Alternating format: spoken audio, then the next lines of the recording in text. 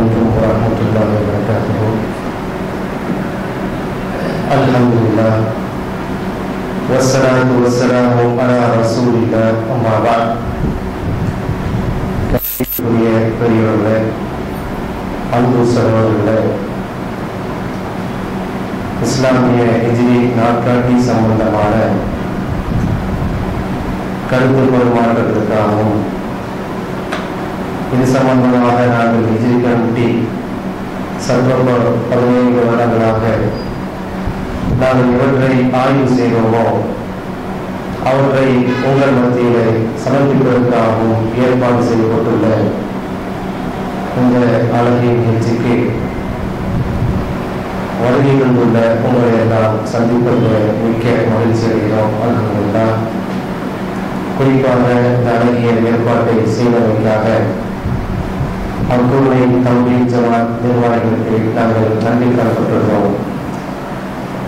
கணிதத்திற்குரிய சகோதரர்களே, இன்றைய மாலை அமர்வுடைய தலைப்புகளை உங்கள் கவனத்திற்கு நான் அறிய தருகிறேன். என்னுடைய முன்னுரைக்கு பின்னால் மௌலவி அஹ்மது உஸ்மானி அவர்கள்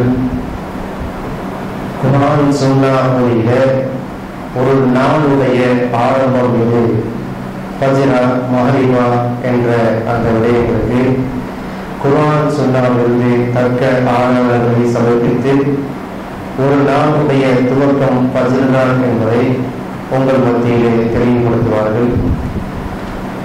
அதுபோல இந்த பிழைகள் விஷயமாக இன்னும் சமுதாயத்தில் சொல்லப்படாத பல்வேறு விடயங்கள் இன்னும் இருக்கின்றன. உதாரணமாக குர்ஆன் ஆயத்துக்கள், ஹதீஸுடைய முழுமையான தொகுப்புகள், சஹாபாக்களுடைய நடைமுறை விளக்கங்கள், அதனை பிறந்து முன்சென்ற இமாம்கள் முஹத்திதீன்கள் அவர்களுடைய நடைமுறைகளை எல்லாம் ஆதாரபூர்வமான செய்திகளை முன்னெடுத்து அன்பு சோதரர் மௌலவி அப்துல் காதர் உமரி அவர்கள் மறைக்கப்பட்ட உண்மைகளும் மறுக்கப்படும் மார்க்க ஆதாரங்கள் என்ற தலைப்பில் உங்கள் மத்தியில விளக்குரை நடத்துவார்கள். அந்த இரு உரைகளையும் தொடர்ந்து உங்களுக்கான கேள்வி பதில் நிகழ்ச்சியும் இருக்கிறது. குறிப்பாக நிகழ்ச்சிக்கு நாம் செல்வதற்கு முன்னால் ஹிஜ்ரி கமிட்டி என்றால் என்ன என்பதை பற்றிய ஒரு சுருக்கமான தகவலையும், நாங்கள் கடந்து வந்த பாதை, நாங்கள் ஏன் இந்த பிறை கணக்கீடு என்ற அந்த நிலைப்பாட்டை எடுக்க நேர்ந்தது என்பது பற்றியும், எங்களுக்கு எத்தகைய சந்தேகங்கள் வந்தன. ஒரு காலத்திலே நாங்கள் பல நிலைப்பாடுகளாக இருந்தோம். லோக்கல் சைட்டிங், இன்டர்நேஷனல் சைட்டிங், இந்த மாதிரியான பல பிறை நிலைப்பாடுகள் இருந்தோம். எத்தகைய கேள்விகள் தான் எங்களை இந்த பிறை கணக்கீட்டின் பக்கம் குர்ஆன் சுன்னா அடிப்படையை ஆய்வு செய்வதற்கு தூண்டியது என்பது பற்றிய கருத்துக்களோடு என்னுடைய முன்னுரையை நான் முடித்துக் கொள்வேன். கணிதத்திற்குரிய சகோதரர்களே, த ஹிஜ்ரி கமிட்டி ஆஃப் இந்தியா என்பது சமுதாயத்திலே தற்போது இருந்து கொண்டிருக்கக்கூடிய பல்வேறு இயக்கங்கள் அமைப்புகளோடு இதுவும் ஒரு இயக்கமோ அமைப்போ கிடையாது. ஹிஜ்ரி கமிட்டி என்பது ஒரு தனி அமைப்பு கிடையாது. ஹிஜ்ரி கமிட்டி என்பது தனி இயக்கம் கிடையாது. இந்த ஹிஜ்ரி கமிட்டி ஒரு தனி ஆர்கனைசேஷனோ ஒரு கூட்டமைப்போ ஜமாத்தோ கிடையாது. இந்த ஹிஜ்ரி கமிட்டிக்கு தலைவர், செயலாளர், பொருளாளர் என்று சொல்லி பொறுப்புகளை நாங்கள் பிரித்து மாவட்டம், மண்டலம் இப்படி எல்லாம் சொல்லி கிளைகளை நியமித்து நாங்கள் செயல்படுவது கிடையாது. இந்த ஹிஜ்ரி கமிட்டி என்று சொன்னால் குர்ஆன் சுன்னா அடிப்படையில இந்த பிறை கணக்கீட்டு முறையை முன்னிறுத்தி அல்லாஹ்வுடைய நாட்காட்டியான மவாக்கித்துன் நாஸ் என்று குர்ஆனிலே கூறியான அந்த இஸ்லாமிய நாட்காட்டி முறையை முஸ்லிம்களிடத்திலே எடுத்துச் செல்ல வேண்டும் என்ற அடிப்படையில உருவாக்கப்பட்ட ஒரு ஆய்வுக்குழு. இந்த ஆய்வுக்குழு குர்ஆன் சுன்னா அடிப்படையில ஆய்வுகளை மேற்கொண்டு உலகம் பூராவும் இந்த இஸ்லாமிய சந்திர நாட்காட்டியை முஸ்லிம்களுக்கு அறிமுகம் செய்யும்.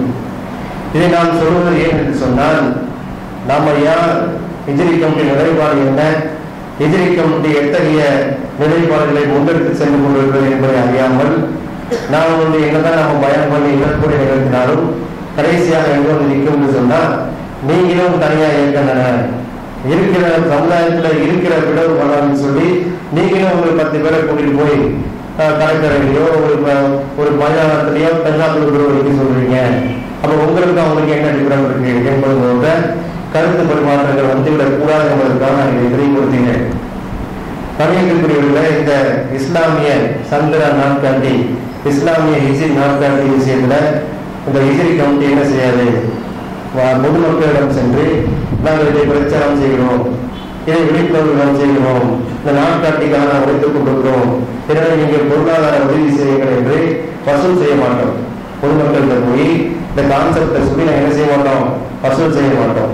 இந்த அர்த்தோனை பகுதியில நம்முடைய கடன்களை நாங்கள் பொதுமக்களுக்கு கொடுக்கிறோம் என்று சொன்னால் நாமளாக என்ன செய்யணும், இந்த கமிட்டி சொல்லக்கூடிய இந்த ஹிஜ்ரி கமிட்டி சொல்லக்கூடிய இந்த கொள்கையை ஏற்றுக்கொண்ட சகோதரர்கள், சரி என்று ஆய்வு செய்து பின்பற்றக்கூடிய சகோதரர்கள் நம்முடைய பொருளாதாரத்தை பகிர்ந்து கொண்டு என்ன செய்வோம், கடன்களை அன்பளிப்பு குறையாக மக்களுக்கு எடுத்து சொல்லுவோம். இதுதான் நாங்கள் நடைமுறையில செய்து கொண்டிருக்கிறோம். அடுத்ததாக மிக முக்கியமாக இந்த சமுதாயத்தில் இருக்கக்கூடிய ஒரு ஆய்வுகளையோ ஒரு கொள்கையை சொல்லும் போது சமுதாயத்தில் விவாத அழைப்புகள் விடப்படுகிறது. உங்களுடைய கொள்கை உண்மையாக இருக்குமேயானால், உங்கள் கொள்கை தான் சத்தியமான கொள்கையாக இருக்குமேயானால் எங்களுடைய ஜமாத்தோடு விவாதத்திற்கு வாருங்கள், எங்கள் தலைமையோடு நீங்கள் பகிரங்க விவாதத்துக்கு நீங்கள் முன்வாருங்கள் என்ற விவாத அழைப்புகள் வழக்கமான ஒன்றாக ஆகிவிட்டது. இத்தகைய விவாத அழைப்புகளை நாம் என்ன செய்வதில்லை, ஊக்குவிக்கிறதில்லை. காரணம் என்று சொன்னால் இதுவரை நடந்த விவாதங்களில் எத்தகைய தீர்வுகளும் வெட்டப்படவில்லை. பல விவாதங்கள் நடந்து முடிந்திருக்கு. ஒரு சாரா என்ன செய்வாங்க, நாங்கள் தான் சரி என்று விவாதிப்பார்கள். அது மாற்று கருத்துடைய பிரிவுகள் சாரா இல்லை, நாங்கள் தான் சரி என்று விவாதிப்பார்கள். இறுதியிலே விவாதம் நடந்து முடிவதற்கு முன்னாலே நாங்கள் தான் வெற்றி பெற்றோம் என்று ஊர் பூரா போஸ்ட் எடுத்து விட்டப்படும். அதிலிருந்து 4 செய்திகள் என்ன செய்வாங்க, அதுக்கு தப்சீராக, விவாதத்துக்கு தப்சீர் விளக்க உரையாக அதுக்கு ஒரு 10 செய்தி போடுவாங்க. கடைசியில் செய்தி வியாபாரம் என்ன செய்யும், அபோகமாக நடைபெறும். அது மட்டும் இல்லாமல் அந்த விவாதத்தில சக முஸ்லிம் என்று பாராமல் ஒருமுறைக்கு ஒருவர் முறைத்துக் கொண்டும், இங்க இருக்கிற டீ சாயா அங்க போகக்கூடாது, இங்க கொடுக்கக்கூடிய சாப்பாடு போட்டு அங்க போகக்கூடாது, நீங்க உங்க தலைமையில வந்திருக்கக்கூடிய சகோதரர்கள் உங்க பகுதியில தான் அமர்ந்துள்ளணும், இந்த தரப்பு மக்கள் இங்க நூறு தனியா அமர்ந்துள்ளணும், 2 பேருக்கு இடையில பெரிய கையில கட்டுங்க. இது போன்ற சமுதாயத்துக்கு மத்தியில கைது கட்டக்கூடிய வேலையை என்ன செய்ய மாட்டோம், அந்த ஒருபோதும் ஹிஜ்ரி கமிட்டி ஊக்குவிக்காது. சரியா? அதனால சகோதரத்துவத்தை புரிதோடி மதிக்கக்கூடிய விவாத பகிரங்க விவாத முறையை தவிர்த்து உண்மையான விவாத முறையாகிய எழுத்துப்பூர்வமான இணையதள விவாதத்துக்கு நம்ம என்ன செய்வோம், முன்னெடுத்து சொல்றோம். எங்களுடைய கருத்தை பொதுமக்கள்கிட்ட சொல்றோம். நாங்கள் என்ன சொல்றோமோ எழுத்துப்பூர்வமாக எங்கள் இணையதளங்களை நாங்கள் என்ன செய்ய வெளியிடுவோம். அதுக்கு உங்களுடைய மாற்று கருத்து இருக்குமானால் நீங்கள் எழுத்துப்பூர்வமாக தாருங்கள் என்று சொல்லிடுவோம். நாங்கள் நீங்கள் சொல்லக்கூடிய கருத்தும் எழுத்துப்பூர்வமாக இருக்கும். மக்கள் மத்தியிலே பிரசுரமாக வெளியிடுவோம், புத்தகமாக வெளியிடுவோம், மக்கள் ஆய்வு செய்யட்டும். இந்த அடிப்படையில ஒரு ஆரோக்கியமான விவாத முறைக்கு நாங்கள் என்ன செஞ்சிருக்கோம், சரி கண்டிருக்கிறோம். இந்த அடிப்படையில பகிரங்கமான இந்த விவாதத்திற்கு தற்போது நாங்கள் தயாராக இல்லை. இதற்கு முக்கிய காரணம் என்று சொன்னால் ஏற்கனவே கடந்த 2000 ஆண்டிலும் 2002ஆம் வருடமும் இது போன்ற விவாத களங்களிலே நாங்கள் பங்கு கொண்ட நேரடியாக பங்கு கொண்ட அனுபவத்தின் காரணமாகத்தான் நாங்கள் அந்த விவாத முறையை அன்றே கைவிட்டு விட்டோம் என்பதை உங்களுடைய ஹிஜ்ரி கமிட்டி நிலைப்பாடு சம்பந்தமாக சுருக்கமான தகவல்களை உங்களுடைய அறிவித்திருக்கிறேன். அடுத்ததாக இந்த ஹிஜ்ரி கமிட்டியினுடைய ஹிஜ்ரி கேலண்டர் கணக்கீட்டு முறைக்கு நாங்கள் வருவதற்கு முன்னால் இங்கே இருக்கக்கூடிய சகோதரர்கள், ஆய்வாளர்கள், ஆலிம்கள் எந்த கொள்கைகளா இருந்தோம் சொன்னால் நாங்களும் லோக்கல் சைட்டிங் சொல்லக்கூடிய அந்தந்த பகுதிகளை பிறை பார்க்கணும். பிறை பார்க்கக்கூடிய கொள்கை இந்த இலங்கை அல்லது தமிழ்நாடு அல்லது கேரளா இப்படி இந்த அடிப்படையில அந்த ஒரு பகுதியுடைய ஒரு நாடு அளவுக்கோ ஒரு மாநிலம் அளவுக்கோ உள்ள பவுண்டரிக்குள்ள நம்ம இருக்கணும். இந்த அடிப்படையில புரிந்திருந்தோம். அப்ப அதுக்கு எங்கேயாவது குரான்ல இருந்து ஆதாரம் இருக்குதா சொன்னால் நேரடி வசனங்கள் இல்லாவிட்டாலும் அந்த குறைவுடைய சம்பவம் போன்ற அந்த ஹதீஸ்கள் என்று போதிக்கப்பட்ட சம்பவத்தை நாங்களும் ஆரம்ப காலத்துல உண்மை என்று நம்பி இந்த குறையக்கூடிய விஷயத்துல நம்ம சிரியால ஒரு டேட் இருந்திருக்கு, மதீனால ஒரு டேட் இருந்திருக்கு. முஆவியா எல்லாவங்களும் அந்த சிரியாவுடைய மக்களை ஒரு நாள் நோன்பை ஆரம்பித்தார்கள். அதற்கு அடுத்த நாள் மதீனாவுல இப்னு அப்பாஸ் இருந்தாங்களோ மதீனாவு மக்களும் அடுத்த நாள் நோன்பு துவங்கினாங்கன்னு சொல்லிதான் நாங்களும் நம்பி இருந்து என்ன செஞ்சோம், லோக்கல் சைடிங் பெரிய வந்து நாங்கள் ஏற்றுக்கொண்டதாக இருந்தோம். அதனுடைய பரிணாம வளர்ச்சியாக சில காலங்கள் உருண்டோடியது இன்டர்நேஷனல் சைட்டிங், சர்வதேச பிறை நிலைப்பாடு. சர்வதேச அளவுக்கு வந்து பிறை பார்த்த தகவல் கிடைக்குமேனால் நாம் என்ன செஞ்சலாம், அந்த ஒரு நாளுக்குள்ள நம்ம நோன்பு நோக்கலாம் அப்படிங்கிற கொள்கைக்கு பல சகோதரர்கள் முன்வந்தார்கள். இதற்கு காரணம் என்ன, அதுக்கு வந்து நேரடியாக குர்ஆன்ல இருந்து தலீல் இல்லாவிட்டாலும் ஹதீஸ்ல வாகன கூட்டம் போன்ற ஹதீஸ்ல இருந்து இந்த வாகன கூட்டம் வரும்போது என்ன செஞ்சாங்க, மதினால வந்து இந்த வாகன கூட்டம் சொல்லிச்சு நேற்று நாட்கள் பிறையை பார்த்தோம். உடனே மதினாவில் உள்ள சஹாபாக்களுக்கு ரசூல் ஸல்லல்லாஹு அலைஹி வஸல்லம் எல்லாத்தையும் கட்டளையிட்டார்கள், நம்ம நோன்பு விட்டுருவோம், நாளைக்கு பெருநாள் விடுவோம் அப்படிங்கிற ஹதீஸ். அந்த ஹதீஸ்ல ரெண்டு சரிச்ச அமர நாசாங்க இருந்தாலும் அமர நாஸ் மக்களுக்கு நபி ஸல்லல்லாஹு அலைஹி வஸல்லம் பெருநாளை நோன்பை விட்டு பெருநாள் கட்டளையிட்டார்கள் என்ற கருத்தை முன்வைத்து இதுதான் சரியா தெரியுது. இப்போ லோக்கல் சைட்டிங்ல பல நாள் பெருநாள் வருது, ஒன்றுக்கு மேற்பட்ட நாட்கள் நோன்பு பிடிக்க வேண்டிய சூழ்நிலை வருது. அப்ப இன்டர்நேஷனல் சைட்டிங்ல பார்த்தீங்கன்னா ஒரே நாள்ல நோன்பை வந்து அனுசரிக்கலாம், ஒரே நாளுக்குள்ள பெருநாள் துணைட்டு விருந்தாம. அப்ப இன்டர்நேஷனல் சைட்டிங் தான் சரியாக இருக்குமோ என்ற அடிப்படையில இன்டர்நேஷனல் சைட்டிங் பக்கம் வரும். காலம் உருண்டோடியது. அப்ப அதுலயே என்ன ஆயிடுச்சு, பிரச்சனை வந்துச்சு. அப்ப அந்த அடிப்படையில் நாங்கள் குர்ஆனையும் சுன்னாவையும் இதுக்கு வந்து மார்க்கம் தெளிவான தீர்வை தந்திருக்கும். இந்த பிறையை குறைப்பதற்கு நிச்சயமாக மார்க்கம் தெளிவான தீர்வை தந்திருக்க வேண்டும்.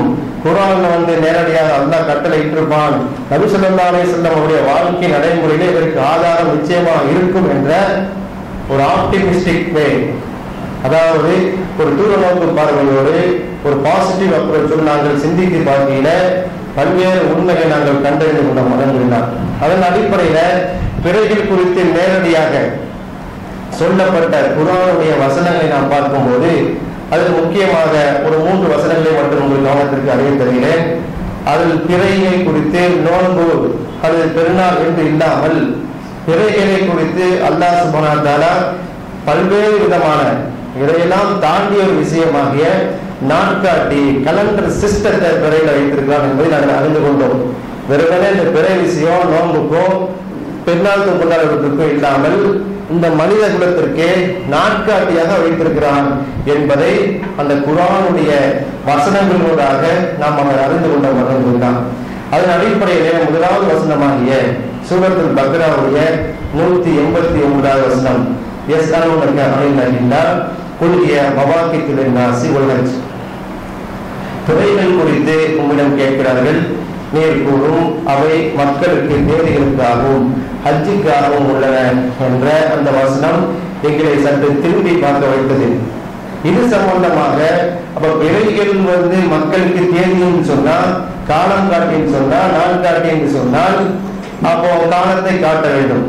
லோக்கல் சைட்டிங் சொல்லக்கூடிய அந்த அவர்களுக்கும் ஒரு காலமும், இன்டர்நேஷனல் பிறைன்னு சொல்லக்கூடிய அந்த மக்களுக்கு மற்றொரு காலமும் காட்டினார் என்று சொன்னால் அப்ப பிறை வந்து காலம் காட்டவில்லை என்பதை ஆகவே சிந்தித்தோம். அது மட்டும் இல்லாம குறைவு சம்பவத்துல பிறை என்ன சொல்லுச்சு, அங்க சிறியானவங்க காலத்தை காட்டுது. இப்னு அப்பாஸ் சொல்லக்கூடிய ரலியல்லாஹு அவங்க சொல்ல கூட்டின்படி இங்க நம்முடைய மதீனால வேற காலத்தை காட்டுது. அப்போ வந்து ஷவ்வால் 1 என்பதும் ரமதான் 1 என்பதும் சிறியான வேற மதீனால வேற நாள். சிறியான வெள்ளிக்கிழமை என்று சொன்னால் மதீனால சனிக்கிழமை. அது போல இப்படி வந்து மாறி மாறி காலம் காட்டுது. அப்ப அந்த குறையின் சம்பவம் என்ன என்று நாங்கள் சிந்தித்தோம். அதுபோல இந்த வசனத்துக்கு சூரத்துல் பக்ராவுடைய 189வது வசனத்துக்கு ஏதும் விளக்கம் இருக்கிறதா? நபி ஸல்லல்லாஹு அலைஹி வஸல்லம் அவர்கள் ஏதேனும் சஹாபாக்களுக்கு கூறி சென்றிருக்கிறார்களா என்று ஆய்வு செய்து பார்க்கும் பொழுது முஸன்னஃப் அப்துல் ரஸாக்குடைய 7306வது ஹதீஸ் எங்களுடைய பார்வைக்கு வந்தது.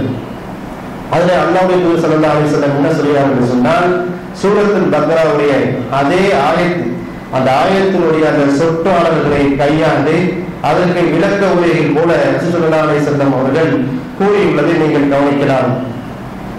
அப்துல் ரஸாக் அதாவது இன்னல்லாஹ ஜஅலல் அஹில்லத மவாகிது லின்னாஸ் ஃபஸூமு லிருயதிஹி வஅஃதிரு லிருயதிஹி பைன்ஹும் அலைக்கும் ஃபவுது லஹு ஸலாஸீன யௌமன் என்று சொல்லக்கூடிய இந்த ஹதீஸினுடைய பார்வைக்கு வந்தது. அது அல்லாஹ் சுப்ஹானஹு வ தஆலா எந்த கட்டளையை இந்த சூரத்துல் பக்ராவிலே மக்களுக்கு காலம் காட்டி ஹஜ்ஜை அறிவிக்கும் என்று சொன்னாரோ அதே சொல்லாமல் இங்கேயே நம்ம பிறை பார்த்தோம். நிச்சயமாக அல்லாஹ் பிறையை அல்ல, ஒரு பிறையை அல்ல, பிறைகளை மக்களுக்கு காலம் காட்டியாக படைத்திருக்கிறான். எனவே அதன் காட்சியின் அடிப்படை நீங்கள் நோன்பை நோடுங்கள், அதன் காட்சியின் அடிப்படை நீங்கள் நோன்பை விடுங்கள் என்ற இந்த ஹதீஸ்கள், இது போன்ற பல ஹதீஸ்கள் நாங்கள் எங்களுடைய ஆய்வுக்காக எடுக்க வேண்டும். அதுபோல அடுத்ததாக ஒரு வசனம் சூரத்துல் யூனுஸ்ல 5வது வசனம், அதுல பிறைகள் குறித்து அல்லாஹ் சுப்ஹானஹு வ தஆலா என்ன சொல்றான்னு சொன்னா, "ஹுவல்லதி ஜஅல ஸம்ஸதியான் வல் கமர நூரன் வ கத்தரஹு மனாஸில லிதஅலமு அதத ஸினீன வல் ஹிசாப்." அதுல அல்லாஹ் சுப்ஹானஹு வ தஆலா யூனின் பிறைகள் குறித்து சொல்றான். இதுல என்ன சொல்றான்? அல்லாஹ் சுப்ஹானஹு வ தஆலா அவன் தான் சூரியனை சுடர்விடும் பிரகாசமாக படைத்திருக்கிறான். சந்திரனை அந்த பிரகாசத்திலிருந்து ஒளியை வாங்கி பிரதிபலிக்கக்கூடிய நூறாக சந்திரனை படைத்திருக்கிறான். அந்த சந்திரனுக்கு கத்தரகும் மனாசில தங்கும் இடங்களை விதியாக்கி இருக்கிறான். எதற்காக விதியாக்கி இருக்கிறான்? நீ தானமோ நீங்கள் அறிந்து கொள்வதற்காக. எதை அறிந்து கொள்வதற்காக? அதல சினின ஆண்டுகளின் எண்ணிக்கையை ஒரு ஹிசாப் கணக்கை அறிந்து கொள்வதற்காக. அப்ப சந்திரனுக்கு அல்லாஹ் என்ன செய்யல, வெறுமனே அதை பார்த்துட்டு நோட்டு கொடுங்க, அது சந்திரன் அடிப்படையாக வைத்து பெருநாள் மட்டும் கொண்டாடுங்கன்னு சொல்லுங்க. ஒரு தெளிவான கலண்டர் சிஸ்டத்தை அதனால் இந்த குர்ஆனே சொன்னதை நாங்கள் தெளிவாக அவதானித்துக் கொண்டோம். இந்த 10வது அத்தியாயத்துடைய 5வது வசனம் என்ன சொல்கிறது? கத்தரகு மனாசில தங்கும் இடங்களை விதியாக்கினான். எதற்காக? நீ தானமோ நீங்கள் அறிந்து கொள்வதற்காக. அததசின ஆண்டுகளின் எண்ணிக்கையை, நம்பர் ஆஃப் இயர்ஸ் சொல்லக்கூடிய பல்லாயிரக்கணக்கான நூற்றுக்கணக்கான ஆண்டுகளை நீங்க என்ன செய்யலாம்? நீங்கள் கால்குலேஷன் பண்ணலாம். எதன் அடிப்படையில? அந்த சந்திரனுடைய மனாசிலை அடிப்படையாக வைத்து. அப்ப மனாசிலை அடிப்படையாக வைத்து நீங்கள் கணக்கு செய்யலாம் என்று சொன்னால் அது எத்தகைய திட்டமிட்ட ஓட்டத்திலே இருக்கு என்று நாங்கள் ஆய்வு செய்தோம். அதற்கும் விடையாக அல் குர்ஆனுடைய 55வது வசனத்துடைய 55வது அத்தியாயத்துடைய 5வது வசனம் எங்களுக்கு விளக்கமாக வந்தது. அஷ்ரம் சூழ்கமுரு பிபுஸ்பான், சூரியனும் சந்திரனும் திட்டமிட்ட கணக்கின்படி இயங்குகிறார்கள். ஆக நாங்கள் பிறை என்பது இதுக்கு மட்டும்தான், நோம்பு நோட்டிற்கு மட்டும்தான். பிறை என்பது பெருநாங்கனம் மட்டும்தான் என்ற நிலையை விட்டு சற்று முன்னேறி இல்லை, இது பிறை எல்லா விஷயங்களுக்குமே மனிதனுடைய அனைத்து செயல்களுக்கும், குறிப்பாக முஸ்லிம்களுக்கு அவருடைய இபாதத்துக்கும் அன்றாட வாழ்க்கைக்கும் ஒரு கலண்டர் சிஸ்டம் அல்லாஹ் சுப்ஹானஹு வ தஆலா சொல்லி இருக்கிறான். அந்த சிஸ்டம் பிறையினுடைய மனாசின் அடிப்படையில் அமைய வேண்டும். அதுதான் துல்லியமான கணக்கீடு, துல்லியமான காலண்டர் என்பதை அறிந்து கொண்டோம். அதனை தொடர்ந்து இந்த சூமுல் இவ்வியதிஹி என்று சொல்லக்கூடிய அந்த ஹதீஸ் சமுதாயத்து மத்தியில பிரபலமான அந்த ஹதீஸாக வலம் வந்து கொண்டிருக்கும். அப்படி என்றால் நீங்கள் விஞ்ஞான கணக்கீடு தான் சரி, பிறை கணக்கீடு தான் சரி என்று சொன்னால் முஹம்மது ஸல்லல்லாஹு அலைஹி வஸல்லம் அவர்கள் கூறி சொல்லிட்டாங்க, சூமுல் இவ்வியதி விரைவாத்து நம்புவீங்க, வாப்திரி விரைவாத்து நம்புவீங்க. வரைக்கும் உங்களுக்கு மேகமூட்டமா இருந்தா பக்கத்தில் ஒரு கணக்கிட்டுக் கொள்ளுங்கள். 30 நாட்கள் பூர்த்தி ஆக்கிக்கங்க அப்படி சொல்லியிருக்காங்களே அப்படிங்கிற சந்தேகமும் எங்களுக்கு வந்ததின் விலை வேண்டும் என்று சொன்னால் அந்த உண்மை என்ற விஷயத்திற்கு மேகமூட்டம் என்று நாங்களும் புரிந்திருந்தோம். இப்ப சூமுருதியத்திகி வாப்திருதி என்ற ஹதீஸ் தான் முழுமையான ஹதீஸாக இருக்கும் என்று நாங்களும் நினைத்து இருந்தோம். ஆனால் இது ஒரு ஹதீஸுடைய ஒரு துண்டு, ஒரு சின்ன பாட்டு தான். மார்க்கத்துல ஒரு தலீலை சொல்வதாக இருந்தால், ஒரு ஆய்வறிக்கையை சொல்வதாக இருந்தால், ஒட்டுமொத்த ஹதீஸ்களை நாங்கள் பார்த்து தான் என்ன செய்யணும், முடிவு பண்ணணும். இதற்கு உதாரணமாக குர்ஆனிலே அல்லாஹ் சுப்ஹானஹு வ தஆலா ஆரம்ப கட்டத்துல நீங்கள் போதையாக இருக்கும் நிலையில, மது அறிந்திருக்கக்கூடிய நிலையில நீங்கள் தொழுகைக்கு அவராதிகள் சட்டம் தான் இருந்துச்சு. ஆனா பிற்காலத்துல 10ஆம் மக்கா வெற்றிக்கெல்லாம் பிறகு என்ன ஆயிடுச்சுன்னு சொன்னா, இஸ்லாமிய கிலாஃபத் வந்த பிறகு முழு ஹராம், இந்த சந்தா மஹம்ரு என்று சொல்லக்கூடியது 10 கிளாஸ்ல ஒரு ஆளுக்கு போய் வந்தாலும் ஒரு சொட்டு கூட ஹராம் என்று நபி ஸல்லல்லாஹு அலைஹி வஸல்லம் தடை செய்தார்கள். அப்ப அந்த அடிப்படையில மார்க்கத்துல சட்டம் சொல்வதாக இருந்தால் அனைத்து குர்ஆன் ஆயத்துகளையும் அனைத்து ஹதீஸ்களையும் ஒருங்கிணைத்து ஆய்வு செய்த பிறகுதான் நாம் சொல்ல வேண்டும். என்ற அடிப்படையில இது சுமூல் இறுதி சம்பந்தமான அனைத்து ஹதீஸை நாங்கள் கோர்வை செய்து பார்க்கும்போது ஒரு 6 விதமான அந்த கைண்ட்ஸ், அந்த 6 விதமான டைப்ல இந்த ஹதீஸ்கள் அமைந்துள்ளன. உதாரணமாக மாதங்களை குறித்த ஹதீஸ்கள், அஸ்ஸஹரு திஸ்உ வ இஸ்ருன லைலா ஃபலா தஸுமு ஹத்தா தரவுனா, இது போன்ற ஹதீஸ்கள். மாதம் என்பது 29 அல்லது 30 நாட்களை கொண்டது, எனவே அந்த பிறையின் காட்சியின் அடிப்படையில் நோம்புகிறார்கள். இது போன்று மாதங்களை குறித்து வந்த ஹதீஸ்கள். அதுபோல 29 நாட்களை குறித்து வந்த ஹதீஸ், ஒரு மாசத்திற்கு 29 நாட்கள் தான் இருக்கின்றன என்பதை குறித்து வந்த ஹதீஸ். அதுபோல ஒரு மாதத்திற்கு 30 நாட்கள் இருக்கணும், 30 நாளாக பூர்த்தி செய்யுங்க அப்படின்னு குறித்த ஹதீஸ்கள். இப்படி பல்வேறு ஹதீஸ்கள். ஒரு மாதத்துக்கு 23 நாட்கள் இருக்கும், 30 நாட்களாக இருக்கும் என்று பொதுவாக வந்த ஹதீஸ்கள். இவற்றை எல்லாம் நாங்கள் பிரித்து கோர்வை செய்து பார்க்கும் பொழுது இப்ப சூமூல் இறுதி பிறை பார்த்து நோம்பு என்றால் பிறைய 29 நேரம் 30 இரவுல மேற்கு திசையில மகரிப் வேளையில பார்த்துட்டு நாளைக்கு 1 நாளைக்கு நோன்பு அல்லது வரக்கூடிய பட்ஜெட்ல கொண்டாடணும் அப்படிங்கிற சிஸ்டத்தை இஸ்லாம் போதிக்கவில்லை என்பதை தெளிவாக தெரிய வேண்டும். காரணம் என்னன்னு சொன்னால் வலது பிறைதான் என்ன செய்யும், மகரிப் பிறையில பார்க்க முடியும். 22க்கு பிறகு ஒரு சந்திர மாதத்தினுடைய 22ஆம் நாளுக்கு பிறகு தேய்பிறை ஆரம்பிக்கும். அந்த தேய்பிறை நாட்கள்ல பிறையில் என்ன செய்ய முடியாது, நீங்க மகரிப் டைம்ல பார்க்க முடியாது, மேற்கு திசையில பார்க்க முடியாது. அதெல்லாம் எங்க பார்க்க முடியும், கிழக்கு திசையில தான் நீங்க பார்க்க முடியும். மிட் நைட்டுக்கு தாண்டி தான் பிறைய விவசாயம் உதிக்கும். இன்னும் சொல்ல போனால் அந்த தேய்பிறை நாட்களான ஒரு மாசத்துடைய தேய்பிறை நாட்களான 28, 27, 29 இது போன்ற நாட்கள்ல பிறையில ஃபஜ்ர் டைம்ல தான் பார்க்க முடியும். அது கிழக்கு திசையில் தான் பார்க்க முடியும். இதை குர்ஆன் தெளிவாகவே என்ன செய்யுது, அந்த நிலைகளை பற்றி சொல்லும் போது ஒல்கமர கத்தர்னாஹு மனாசில ஹத்தா ஆதல் உருஜுல் கதீம், பிறையில் இருக்கிற என்ன செஞ்சிருக்கோம், பல நிலைகளை கதிர் செய்திருக்கிறோம். எதுவரை என்று சொன்னால் ஹத்தா ஆதல் உருஜுல் கதீம், அது காய்ந்த பழைய பேரித்த பானையை கூட ஆகுமுறை. அதை விட்டு போறீங்க, பழைய காய்ந்த பேரித்த பானையை போல் ஆகும் வரை அந்த பிறைக்கு என்ன செஞ்சிருக்கோம், தங்கு முறையில விதியாக இருக்கிறோம் என்று சொன்ன அந்த ஒரு சொல் கதை பற்றிய உண்மையை அறிந்து கொண்டோம். ஆக ஒரு மாசத்துல 29 அன்னைக்கு என்ன செய்யாது, பிறை மேற்கு திசையில தெரியாது, மகரிப் வரையில் தெரியாது. அப்ப இந்த நிலையில சூமூல் இறுதி என்ற ஹதீஸை வைத்துக் கொண்டு நாங்கள் பிறை பார்க்க செல்கிறோம்.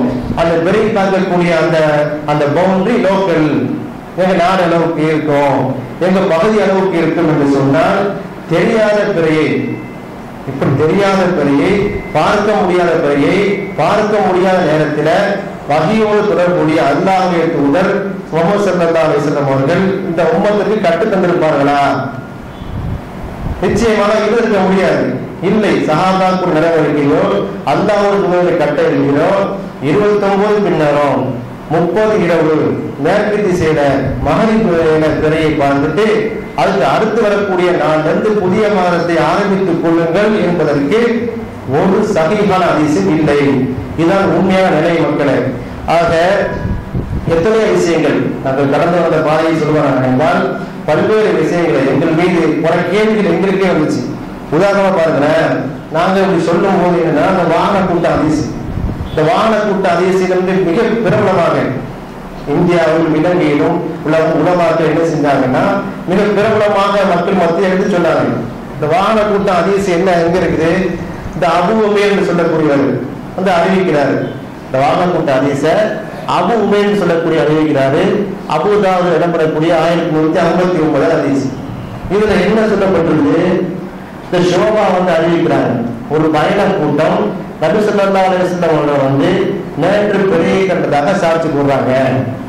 அப்போ அவர்களை நோம்பை விட்டு விடுமாறும் அவர்களின் தெருவிற்கு காலை சென்று பெருநாளை தொழுது கொடுக்கணும் என்று நபி ஸல்லல்லாஹு அலைஹி வஸல்லம் அவர்கள் கட்டளையிட்டார்கள் என்று நபி தோழர்களின் தந்தையின் சகோதரன் உம்மு மக்தூமின் அஸ்ஹாபு ஸல்லல்லாஹு அலைஹி வஸல்லம் ஒவ்வொரு சொன்னாங்க அப்படிங்கிற ஹதீஸை நாங்கள் நம்பி இருந்தோம்.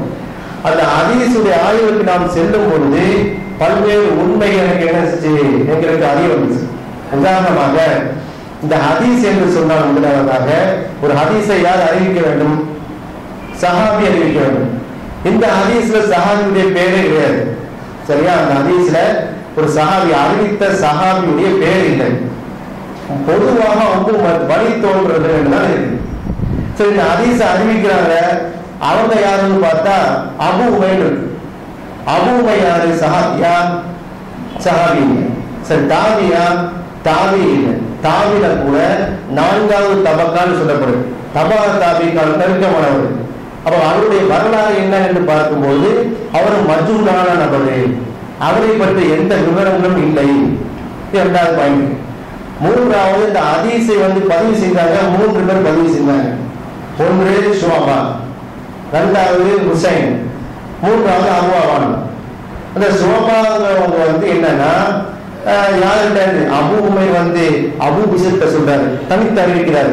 இந்த அபு பிஸ்ர்ட்ட என்ன செய்யறாங்க? 3 பேர் அறிவிக்கிறாங்க. ஷுஅபா, ஹுசைன், அபு அவான். இந்த 3 பேருமே 3 கோணத்துல அறிவிச்சாங்க ஹதீஸை.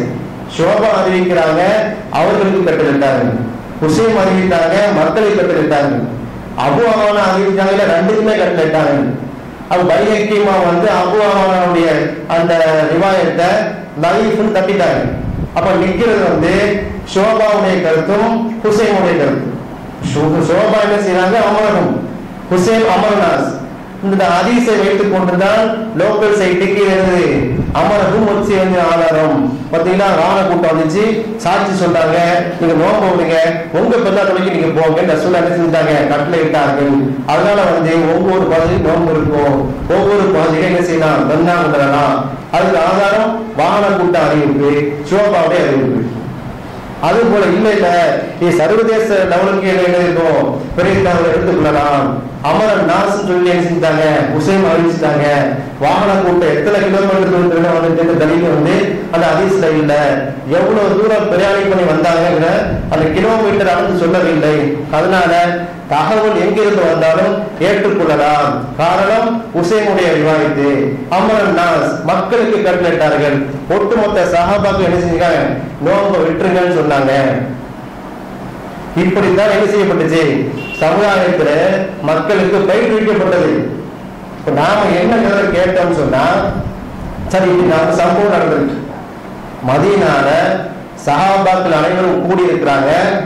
ஒரு காலையினுடைய இறுதி பகுதியில அசர் பொழுத ஒரு வாகன கூட்டம் நேற்று பெரிய பார்த்தோம் சொல்லி அனைவரும் நோன்பை விடுகிறார்கள் என்று சொன்னால் அது எப்படிப்பட்ட ஒரு பரபரப்பான செய்தியாக இருந்திருக்கும். மதீனா ஃபுல்லா மக்கள் பரபரப்பான பேசப்பட்ட செய்தியாக இருந்திருக்கும். ஒரு முத்தவாத்தில் அறிவிப்பாக வந்திருக்க வேண்டும். அந்த ஹதீஸ் அன்னைக்கு இருந்த அபூ ஹுரைரா ரலியல்லாஹு அன்ஹு ஏராளமான ஹதீஸை அறிவித்த அபூ ஹுரைரா ரலியல்லாஹு அன்ஹு எங்கே சேர்ந்திருந்தாங்க? இப்னு அப்பாஸ் ரலியல்லாஹு அன்ஹு எங்க போயிருந்தாங்க? இப்னு உமர் ரலியல்லாஹு அன்ஹு எங்க போயிருந்தாங்க?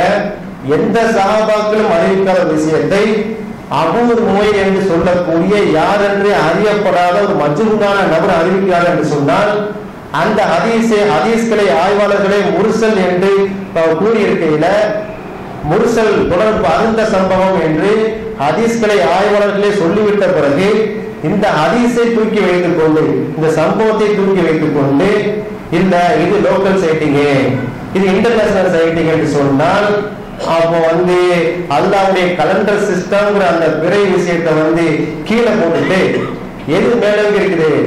லைவான முருசலான மஜ்ஹூலான நபருடைய அறிவிப்பை எடுத்துக்கொண்டு இன்னும் நாங்கள் அந்த பிறையில் தான் இருப்போம், பிறை என்று சொல்லிக் கொண்டு நாங்கள் பெருநாளுக்கும் நோம்பு நோன்புக்கு மட்டும்தான் பிறையை பற்றி யோசிப்போம் என்று சொன்னால் இதை விட ஒரு சமுதாயத்துக்கு மிகப்பெரிய பின்னணி வேறு ஏதும் இல்லை என்பதை நான் நிதர்சனமாக சொல்லிக் கொள்கிறேன்.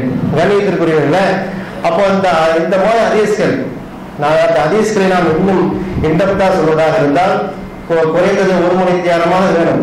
இந்த வாகன கூட்டம் அறிவிப்பதாக இருக்கட்டும், அந்த குறைக்கூடிய சம்பவமாக இருக்கட்டும், அது எந்த அளவுக்கு பலகீனமான விஷயம், பிறை பார்ப்பதற்கு ஒருபோதும் ஆதாரமாகாத விஷயம் என்பதை ஆதாரப்பூர்வமாக நீங்கள் கேள்வியில் இருக்கும்போது அல்லது பலகீனமான சம்பவங்கள் பிறை பார்த்தலுக்கு ஆதாரமாகுமா என்ற தலைப்புள்ள வகுப்பு நடத்தும் போது என்ன செய்வோம், அந்த ஹதீஸை சொல்லுவோம். அதை இதுல மட்டும் இந்த வாகன கூட்ட அறிவிப்புல மட்டும் ஒரே ஒரு விஷயத்தை மட்டும் சொல்லிட்டு மற்ற டாபிக் போவோம். இந்த வாகன கூட்ட அறிவிப்புல என்ன சொல்லப்படுது, நாங்கள் ரசூலுல்லாஹ் வாகன கூட்டம் வருது, நேற்று பிறை பார்த்தோம் என்று சொல்றாங்க. என்ன சொல்றாங்க, நேற்று பிறை பார்த்தோம். எப்போது சொல்றாங்க, இன்னைக்கு அசர் பகுதி. அப்ப நான் கேட்கிறேன், நாளுடைய ஆரம்பம் எது? லோக்கல் சைட்டிங்காக இருக்கட்டும், சர்வதேச பிறைக்கான நிலைப்பாடாக இருக்கட்டும், ஒரு நாள் எப்போது ஆரம்பிக்கும் சொல்லுவாங்க, மகரிப்ல இருந்து ஆரம்பிக்கும்னு சொல்லுவாங்க. அப்படிதானே? ஒரு நாளுடைய ஆரம்பம் மகரிப்னு சொல்லுவாங்க. இந்த இரு சாராருமே வாகன கூட்ட அறிவிப்பா என்ன செய்யறாங்க, சரின்னு நம்புறாங்க. அப்ப இந்த ஹதீஸின் படி நேற்று பிறை பார்த்துட்டு இன்னைக்கு சொல்லிருக்காங்க அம்சு அசியா டைம்ல நேற்று மாலை, நேற்று மகரிப் வேளையில, இரவு வேளையில நீங்க பிறையை பார்த்துட்டு ரசூலுல்லாஹ் இன்னைக்கு சொன்னாங்கன்னா, அப்போ நாளுடைய ஆரம்பம் மகரிப்ல நடக்குது. அப்படிதானே? மகரிப் தானே பிற பார்க்கணும். அவங்க கருத்துப்படி வாகன கூட்டம் மகரிப் தானே பிற பார்த்திருக்காங்க. பார்த்துட்டு சொல்றாங்க இன்னைக்கு வருது. அப்ப ஒரு நாளுடைய ஆரம்பம் மகரிப் இருக்குமே. ஆனால் அந்த வாகன கூட்டம் என்ன சொல்லிக்கணும், ரசூலுல்லாஹ் இன்றைக்குள்ள மகரிப்பை நாங்க பார்த்தோம், இன்னைக்கு பிற பார்த்து நாங்க இன்னைக்கு அறிவிக்கிறோம் சொல்லணும். அப்ப வாகன கூட்ட அறிவிப்பை யாரெல்லாம் சரி காண்கிறார்களோ அவர்கள் என்ன செய்யக்கூடாது, இனி ஒரு நாளுடைய ஆரம்பம் மகரிப்னு சொல்லக்கூடாது. ஏன்? இந்த வாகன கூட்ட அறிவிப்புல நாளுடைய ஆரம்பம் மகரிப் நேரமுடனான கருத்து இருக்கு என்பதை ஒரு காரணத்துக்கு அறிய தருகிறேன். கணியத்திற்குரிய சகோதரர்களே, இந்த குர்ஆன் சொன்ன அடிப்படையில இந்த இஸ்லாமிய ஹிஜ்ரி நாட்காட்டியை மக்கள் மத்தியில் நாம் கொண்டு செல்லும் போது பல்வேறு விமர்சனங்கள் நம்மை வைக்கப்படுகிறது. அதுல முதலாவது விமர்சனம் என்னன்னு சொன்னால், இவர்கள் இருக்கிற பிளவு காணாது என்று மூன்றாவது ஒரு அணியாக இவர்கள் ஜமாத்துகளை என்ன செய்யறாங்க, உடைக்கிறாங்க, ஜமாத்துக்குள்ள சலசலப்பை ஏற்படுத்துறாங்க, ஜமாத்துகளை பிரிவினை உண்டாக்குறாங்க, 10 பேரை எங்கேயும் கூட்டிட்டு போய் பெண்ணாக்களோட வச்சு இங்க என்ன செய்யறாங்க அப்படிங்கிற ஒரு விஷயத்த சொல்றாங்க.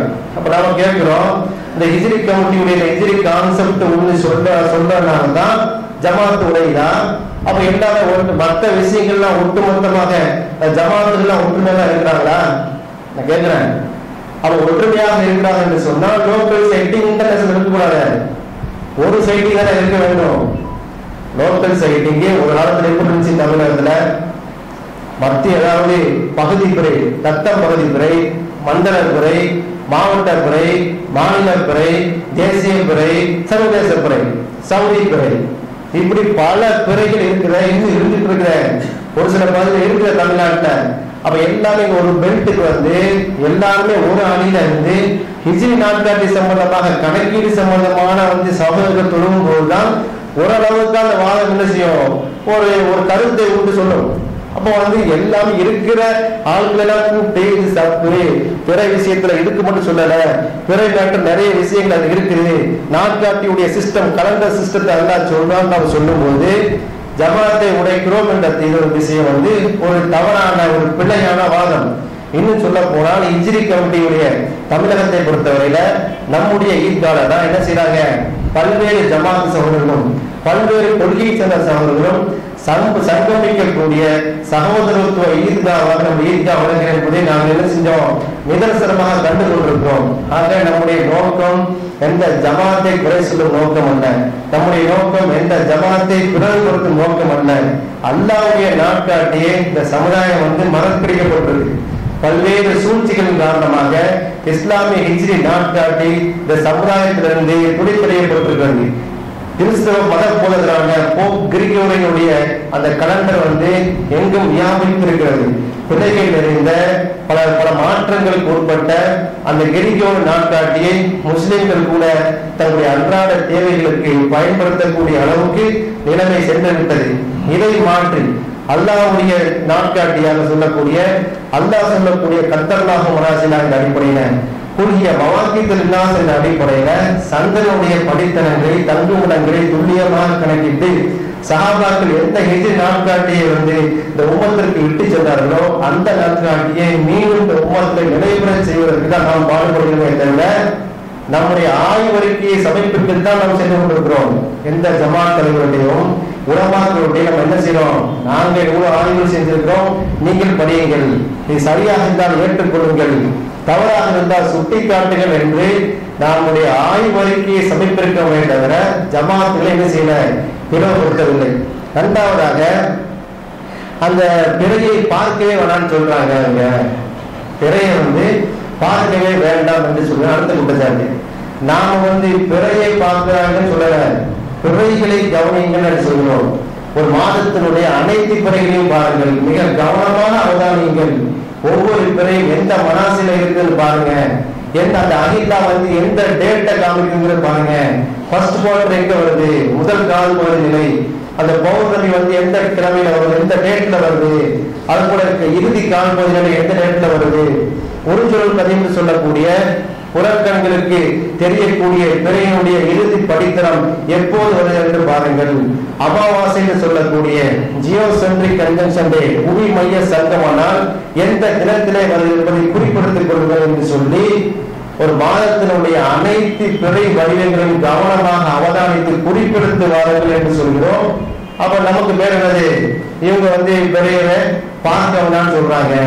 இவங்க ஒரு ரூம்ல 4க்கு 4 ஒரு 8க்கு 8 ரூம்ல உட்கார்ந்து லேப்டாப் தட்டி அதை கம்ப்யூட்டர் பிறைய பார்க்கிறாங்க. இப்ப என்ன சொல்றாங்க, விமர்சனங்கள் எங்கள் காலையில விடுகிறது. சகோதரர்களை, நம்முடைய நோக்கம் அது இல்லை. இது போன்ற விமர்சனங்கள் என்ன ஆகும்னு சொன்னா, மக்கள் எங்களை அறியாத மக்கள், நம்மை அறியாத மக்களை நம்மை நோக்கி திரும்பி பார்க்கக்கூடிய நிலையை தான் கொண்டு சேர்க்கும். அப்படிதானே? அப்ப இந்த மாதிரி நாம என்ன செய்யணும், ஒரு பிரிண்டு போட்டு கலண்டரை வெளியிட்டு அதுல பிறை உடையெல்லாம் போட்டு எங்க தொடர்பு எண்ணையும் போட்டு ஒவ்வொரு மீட்டிங்லையும் ஒவ்வொரு கலந்துரையாடல் நிகழ்ச்சிகளுக்கும் நம்ம என்ன செஞ்சிருக்கிறோம், அதை கவனமா பாருங்க.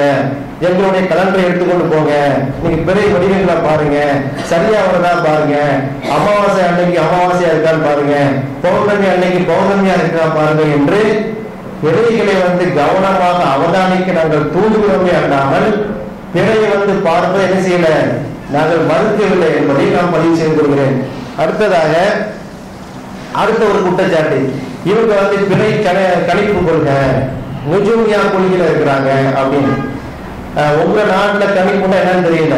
எங்க நாட்டுல கணிப்பு என்று சொன்னால், எங்க தமிழகத்துல சொன்னார்கள் கெஸ், கணிப்பு என்பது கெஸ். நாங்கள் கணிப்பை சொல்லவில்லை, துல்லியமான கணக்கீட்டை சொல்கிறோம். இந்த கணிப்புக்கும் கணக்கீட்டுக்கும் பெருத்த வித்தியாசம் இருக்கிறது. உதாரணமாக ஒரு தென்னந்தோப்பு நாம் செல்கிறோம். இந்த தென்னந்தோப்புல ஒரு ஆயிரக்கணக்கான மரங்கள் இருக்குது. எவ்வளவு தேங்காய் இருக்கும் நீங்க கேட்குறீங்க. நான் சொல்றேன் ஒரு 2500 காய் இருக்கும் அப்படின்னு சொல்றது கணிப்பு. சரியா? அந்த தென்னந்தோப்புல உள்ள போய் ஒரு 2-3 ஆளை விட்டு அத்தனை தேங்காயும் பறிச்சு கீழே போட்டு அதை உரிச்சு ஒன்னா எண்ணி 1873 காய் இருக்குது என்று சொல்வது, எண்ணி சொல்வது துல்லியமான கணக்கீடு. அப்ப கணிப்புக்கும் கணக்கீடுக்கும் பெருத்த வித்தியாசம் இருக்கு. கணிப்புங்கிறது கெஸ், அது சரியாகவும் இருக்கலாம் தவறாகவும் இருக்கலாம். கணக்கீடு என்பது துல்லியமான கணக்கீடு என்பது சரியாக மட்டும்தான் இருக்கும். அது போல ஒரு ஆடு ரோட்ல போகுதுன்னு சொன்னா எத்தனை கிலோ உருவீங்க கேட்குறீங்க. நான் சொல்றேன் ஒரு 10 கிலோ உருன்னு சொல்றேன். இது கெஸ். அந்த ஆட்டை உரிச்சு கறி வேலை இரும்பு வேலையை பிரிச்சு 9 கிலோவும் 650 கிராம் இருக்குது இப்படி சொல்றது கணக்கீடு. இஜ்ரி கமிட்டி என்ன செய்யல, கெஸ் சொல்லல, தோராயமாக சொல்லல, குத்துமதிப்பா சொல்லல. எத்தனை வருஷம் கழிச்சு அமாவாசை கேட்டா துல்லியமாக நம்ம சொல்ல முடியும். 5 வருடம் கழிச்சு எப்ப பௌர்ணமி கேட்டா இந்த மாதத்துல எந்த நாள்ல எந்த டேட்ல பௌர்ணமி வருதுன்னு கேட்டா நம்ம துல்லியமா சொல்ல முடியும். அந்த அடிப்படையில அல்லாஹ் தஆலா என்ன செஞ்சிருக்கான், அஸ்ஸம்சு வல் கமரு பியுஸ்பான், சூரியனும் சந்திரனும் திட்டமிட்ட கணக்கின் அடிப்படையில் இருக்கிறது. வஸ்ஸம்ச வல் கமர ஹுஸ்பானா, சூரியனும் சந்திரனும் கணக்கு பண்ணும் அளவுக்கு தான் இருக்குது என்ற அடிப்படையில அந்த வசனங்கள் என்ன செய்தது, இன்றைய கோளினுடைய ஓட்டங்கள், சூரிய சந்திர ஓட்டங்கள் துல்லியமாக இருப்பதை கண்டு அந்த குர்ஆன் வசனம் இன்னைக்கு வரைக்கும் மெய்ப்படுத்திக் கொண்டு இருக்கிறத என்ன செய்யறோம், மக்கள் மத்தியில் எடுத்து சொல்றோம். இதுதான் அந்த கணிப்பு கணக்கெடுப்பு உள்ள அந்த விஷயங்கள். அடுத்தது நாங்க எங்க இஷ்டப்படி எங்க லோக்கல் சைட்டிங் இன்டர்நேஷனல் சைட்டிங் நாங்க சொல்றது குர்ஆன்ல அல்லாஹ் சொல்லிட்டான்.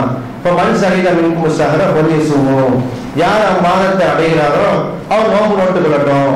குர்ஆன்ல அல்லாஹ் அப்படிதான் சொல்லியிருக்கிறான்.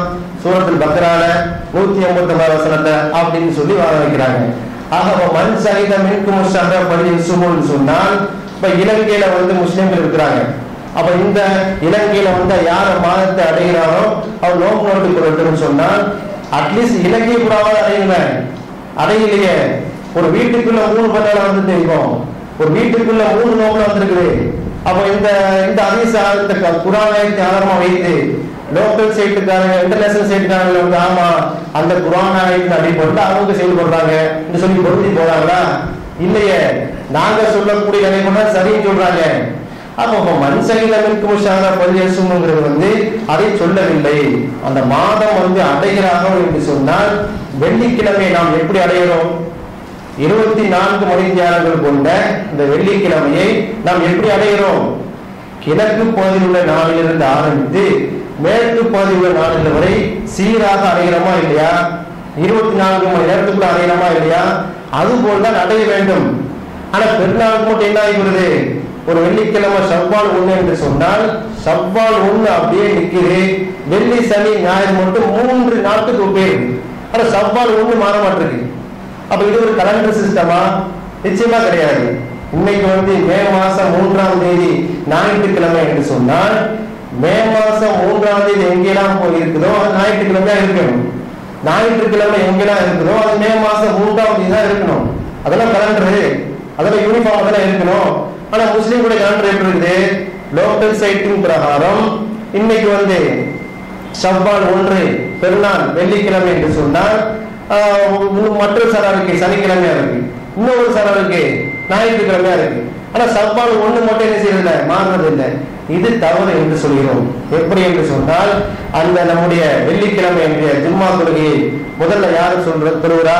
கிழக்கு பகுதியிலுடைய முஸ்லிம் நாடுகள், அந்த ஆஸ்திரேலியா நியூசிலாந்துக்கு கிழக்கே இருக்கக்கூடிய அந்த பிஜி மக்கள் ஆரம்பித்தாலும் வச்சுக்கிறோங்க. பிஜி மக்கள் தன்னுடைய வெள்ளிக்கிழமையுடைய ஜும்மா தொழுகையை அவர்களுடைய வெள்ளிக்கிழமைய வக்துல முதல்ல தொழுகிறாங்க. அவங்க தொழுது முடித்த பிறகு இந்த 1 மணி நேரத்தியாங்கள என்ன செய்வாங்க?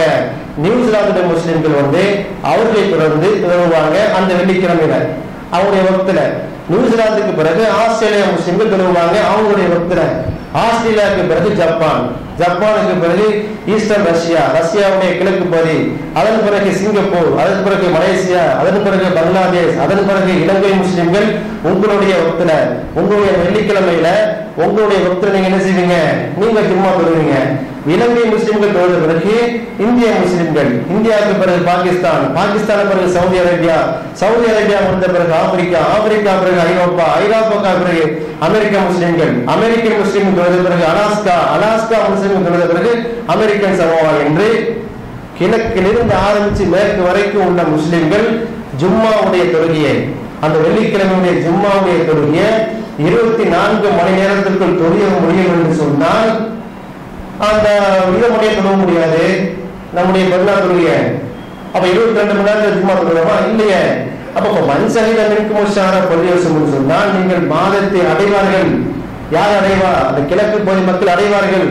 அவர்கள் அடையும் போது நோம்பு நோட்டுறோம். நீங்க அடையறதுக்கு டைம் வரும். ஒரு 9 hours ஆகும். 9 hours ஆகும். நீங்க சாப்பிட்டுருங்க, உண்டுங்கள், பருங்கள், பிரச்சனை இல்லை. உங்களுக்கு அந்த வகுத்து வரும்போது நீங்க என்ன செய்யணும்? நீங்க நோம்பு ஸ்டார்ட் பண்ணிடணும். நீங்க நோம்பு ஸ்டார்ட் பண்ணாலும் ஒரு 3 மணி நேரம் 3 மணி நேரம் கழிச்சு தான் சவுதி அரேபியா ஸ்டார்ட் ஆகும். ஏன்? அவங்க என்ன செய்யல, அந்த வக்தன் அடையல. ஆக மன்சகில மின்குமுஷான இதைத்தான் சொல்கிறேன் தவிர ஒரு சீராக நோக்கு நோக்க வேண்டும், ஒரு யூனிஃபார்மிட்டியா நோக்கு நோக்க வேண்டும் என்று சொல்கிறேன் தவிர என்ன செய்யல 72 மணி நேரம் நீங்க நோம்பு வச்சுக்கலாம், ஒரு நாளைக்கு பிறகு வந்து வெள்ளி சனி ஞாயிறு அப்படின்னு சொல்லல என்பதை உங்கள் கவனத்துக்கு அறிய தருகிறோம். அடுத்ததாக வந்து இந்த ஹிஜ்ரி நாட்காட்டிய நீங்க வந்து பின்பற்றினா நீங்க அரஃபா வந்து உங்களுக்கு மாறுது. சவுதி கவர்மெண்ட் இந்த கிழமை தான் அரஃபான்னு ஆரம்பிச்சான்னு சொன்னா அதுக்கு முந்தைய நாள் நீங்க என்ன செஞ்சிருங்க? அரஃபா நோம்பு வைக்கிறீங்க. சவுதிக்கு ஒன்றைக்கு முன்னாடி நீங்க என்ன செஞ்சிருங்க? பெருநாள் கொண்டாடுறீங்க. அப்ப இது வந்து என்ன இருக்கு?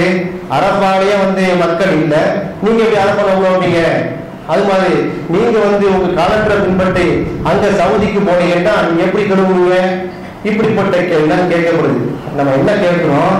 இது சம்பந்தமாக அரஃபா சம்பந்தமாக சற்று 2 மணி நேரங்கள் கொண்ட டாபிக் ரிசர்ச். இது இப்ப வந்து அரஃபா மேட்டர் தான் பிரச்சனைன்னு சொன்னா, சவுதியில பெருநாள் ஆரம்பிச்சு ஹஜ்ஜி பெருநாள் மட்டும்தான் உங்களுக்கு பிரச்சனைன்னு சொன்னா, மற்ற பெருநாளை தொழுவீங்களா?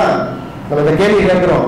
அப்ப ஹஜ்ஜி பிறகு உங்களுக்கு பிரச்சனை, அரபா தானே பிரச்சனை, நோம்பு பிறகு தொழுவ மாட்டீங்க, நோம்பியா சரியா குடிக்கிறது இல்லை. இப்ப ஹஜ்ஜிக்கு செல்லக்கூடிய ஒவ்வொரு வருஷமும் நம்ம செல்லணுமா? இல்லையே. சரி, அதுவும் பிரச்சனையா? அரபா நோம்புல அரபா நோம்பு நோக்குறது நாம தான் நோக்கணும். ஹஜ்ஜிக்கு செல்றவங்க அந்த பிரச்சனை தானே. அப்ப இதுக்கு நாங்க தீர்வு சொல்லவில்லையா? அரபா பூட்டியா போட்டு வச்சிருக்காங்க. வெள்ளிக்கிழமை அரபான்னு சொன்னா வியாழக்கிழமை அசரலே என்ன செஞ்சிடும், 8 அன்னைக்கு மினால இருந்து பஸ் புறப்பட்டு போயிடும். அப்ப அரபா நீங்க காப்பாற்றிக் கொள்ளலாம். அதுல வேற இவர்கள் ஹிஜ்ரி கமிட்டி சொல்லிவிட்டார்கள், அந்த ஹாஜிகளுடைய ஹஜ்ஜெல்லாம் கபூல் செய்யக்கூடாது. அவுது பில்லாஹ். இந்த பத்துவாக நான் என்ன செய்யறேன், ஹிஜ்ரி கமிட்டி ஆரம்பிக்கல. உங்களுடைய இபாதத்துக்கு நாசமா போயிடும், உங்க அந்த ஹஜ்ஜி காலாவதியா போயிடும், சவுதி கவர்மெண்ட் என்ன செய்யலாம், இப்படித்தான் பண்றான்னு சொல்லி சக முஸ்லிம்களுடைய இபாதத்துகளை அவருக்கு சாபம் வருவதற்காகவோ சக முஸ்லிம் நாடுகளுக்கு எதிராக பத்துவா கொடுப்பதற்கோ நம்முடைய நோக்கம் இல்லை. அரபாவுடைய விஷயத்துல உங்களுக்கு பிரச்சனை இருக்குமே, ஆனால் நேரடியாக கேட்கும் போது என்ன செய்வோம், அந்த கேள்வி பதில் தெளிவாக விளக்கும். ஆக சகோதரர்களே, இந்த நிகழ்ச்சி இஸ்லாமிய ஹிஜ்ரி நாட்காட்டினுடைய அவசர அவசியத்தை உங்களுக்கு எடுத்து சொல்வதற்காக வந்திருக்கிறோம். நாங்கள் எதை ஆய்வு செய்திருக்கிறோமோ, குர்ஆன் சொன்ன அடிப்படையில் நாங்கள் எதை புரிந்து கொண்டோமோ, 17 வருடங்களாக நாங்கள் எதை ஆய்வு செய்திருக்கிறோமோ அவற்றை உங்கள் முன்னாடி சமர்ப்பிக்கிறதா வந்திருக்கிறோம். நீங்க என்ன செய்யக்கூடாது, நாங்க சொல்றேன்னு சொல்லிட்டு கண் மூடி போயிடக்கூடாது. குறிப்பெடுத்துக் கொண்டு அதை ஆய்வு செய்து தீர்க்கமாக உங்களுக்குள் கேள்வி கேட்டுக்கொண்டு இங்க இருக்கக்கூடிய சகோதரர்கள் தொடர்பு கொண்டு நம்முடைய உண்மையான ஆய்வுகளை படித்த பிறகு சரியாக இருந்தால் பின்பற்றுங்கள், தவறாக இருந்தால் சுட்டி காட்டுங்கள், திருத்திக் கொள்வதற்கு தயாராக இருக்கிறோம் என்று கூறி வாய்ப்பளித்தமைக்கு இடைவெளி நன்றி கூறி இடைபெறுகிறேன். வாக்கு தவறான அஸ்ஸலாமு அலைக்கும் வரஹ்மத்துல்லாஹி வபரகாத்துஹு.